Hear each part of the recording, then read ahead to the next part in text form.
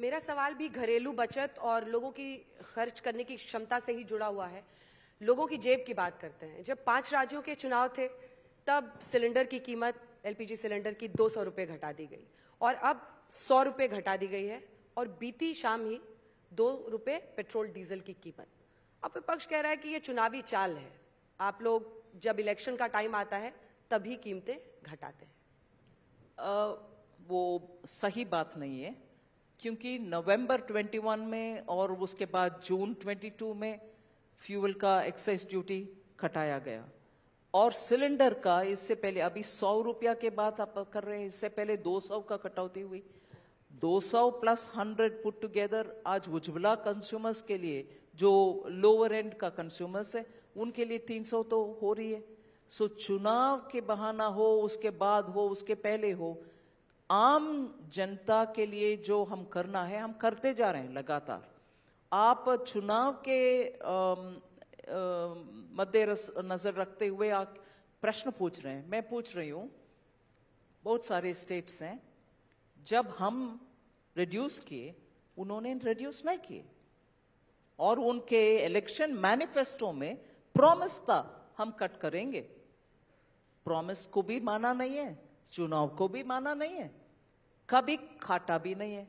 सो प्रश्न हमसे उठाना है या उनसे उठाना है? हम कुछ ना कुछ बहाना दिखाते हुए, चाहे वो इलेक्शन भी क्यों ना हो, हम कट तो कर रहे हैं।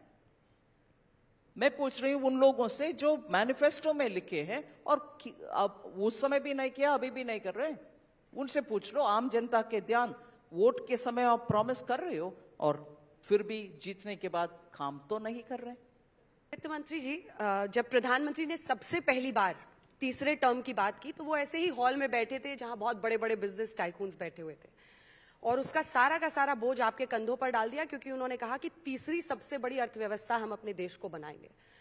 370 का टारगेट भी दे दिया है, तो 3 बहुत ज्यादा है जो आपको मैनेज करने हैं। लेकिन सवाल आता है कि क्या आप ये चुनौती देखती हैं? आरबीआई से लेकर प्रधानमंत्री सबने रेवड़ियों पर बहुत कंसर्न जताया। यहां तक आरबीआई ने कहा कि परिस्थितियां कई राज्यों में, राजस्थान, पश्चिम बंगाल, बहुत खराब है, इसको रोकना जरूरी है। लेकिन जो एक पार्टी के लिए रेवड़ी है वो आपकी पार्टी तक आते आते सोशल वेलफेयर स्कीम, कल्याणकारी स्कीम बन जाती है।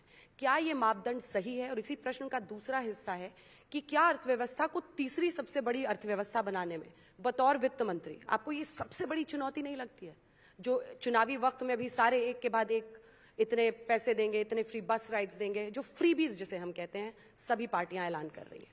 Anjana ji, you're as usual trying, and I'm going to do it in English. I'll try to speak in Hindi, but I'll lose my thought flow because, you know, I'll be searching for words in Hindi. You're as usual, and as is typical with media, and I don't blame you for it.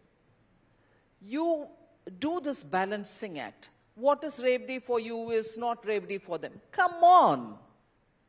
You do not have a budgetary support for some fantastic idea that you throw about. And then once you get the vote, you don't have money to fund that. And then you go about blaming the central government, which has not sought vote with you for the same Revdi. But you want the central government to fund you because you had these fancy baskets of lollipops given for the people. Look at the example, and I'm sitting here to talk politics. Look at the example of Karnataka. A state 1 year ago was doing very well.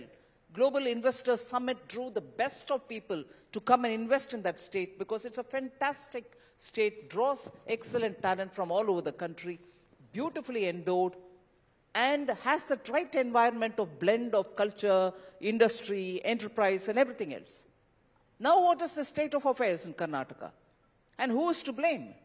And it actually hurts me so much to say, even Bengaluru city doesn't have drinking water. All within a year, you've seen what the Revdi can do. And now you want center to fund your Revdi? And you blame saying center is discriminating?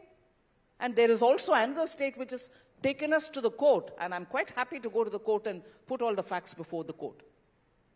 For the mismanagement that states do, I would want the media to ask more meaningful questions of those states as well. Stop this debate of balancing. What is Revati for you is not Revati. Come on, tell me. Ask them to show the budgetary statements to say, I have made provision for this particular thing, so I don't need newer taxes on my own people. I've made budgetary provision for this. I will not blame the government if it doesn't give me 1 paisa extra than what the Finance Commission has asked me for. Ask such questions, Anjana. Then you'll know what is Revati and what is not.